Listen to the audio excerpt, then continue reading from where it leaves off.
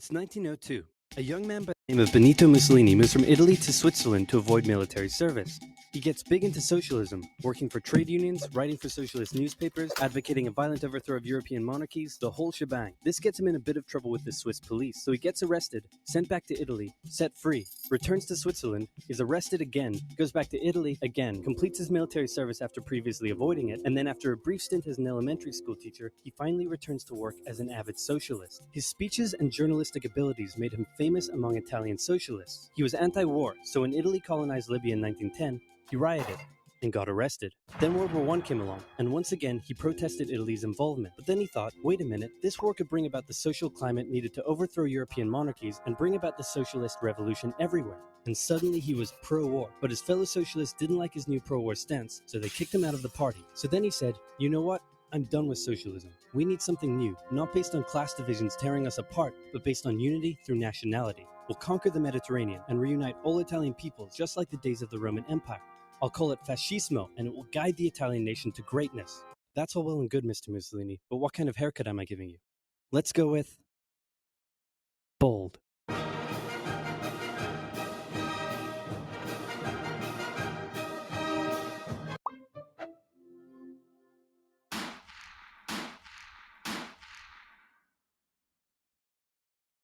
Italy had been on the winner's side in World War I, and they hoped they were going to get a lot out of it, but in the end, they only got a little, and they felt cheated. On top of that, a bad economy and weak governments meant that the Italian people were a little unhappy. So when Mussolini came along and said that he could fix everything, his fascist movement gained a lot of support. In 1922, he went to the king and said, make me prime minister or I'll make me prime minister. And the king said, you and what army? This army. Fair enough. Then he went about establishing a dictatorship with himself at its center. Europe had its first fascist dictator. Next up, Germany. Germany had been on the loser's side, and they got absolutely wrecked by the Treaty of Versailles. They lost territory, had to demilitarize the Rhineland, had to reduce their army to just 100,000 men, couldn't have an air force, had to pay the Allies a huge amount of money that it didn't have, and a new rule was established that every Englishman withheld the right to walk into the center of Berlin, pick out any German they wanted, and spank the hell out of them. I made that last one up, but it helps you understand how all this felt to Germans. On top of that, a bad economy and weak governments meant that when a small angry man with a silly mustache came along and said that he could fix everything, the German people loved it. Hitler had been a soldier during World War I, and he was crazy patriotic, and nobody was madder than him about Germany's humiliation. He helped start a new political party, and in 1923 attempted a march on Munich with his boys. And then he got arrested. But his popularity grew and grew, and in 1933, the president made him chancellor. He believed he was Germany's great destined savior, and he went full megalomaniac, establishing a dictatorship with himself at its center. Europe had fascist dictator number 2. Hitler and Mussolini had a lot of the same ideas, but more importantly, they had the same enemies, and they started to get along. Anyone else want to be friends? Franco? No? You good? I do.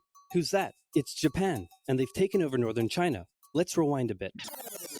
Japan had isolated itself from the rest of the world for over 200 years until the Americans showed up and said, you're going to trade with us and you're going to like it. Then the Western powers imposed a bunch of unequal treaties, meaning Japan's economy was bust. They also had no natural resources, so they decided to go get some. They went to war with China to gain a sphere of influence over Korea, and they took a bunch of China's stuff. But then the West said, hey, cut that.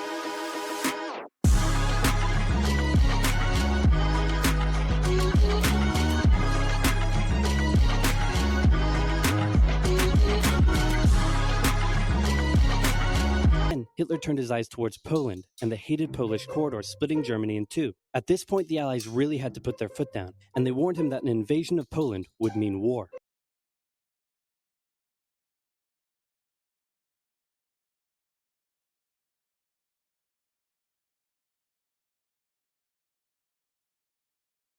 Germany's victories were staggering, and Japan was eager not to miss the victory bus. Their war in China had come to a standstill, but they wanted to keep expanding their sphere of influence and getting those sweet raw materials. They began making plans to expand southward, but there was a problem. Southeast Asia was heavily colonized by America and Great Britain. It was also full of ocean. Ocean meant naval combat, and there was no way the Japanese Navy could stand up to the US and the UK. So they thought, wouldn't it be nice if we could destroy their navies before we begin our conquest?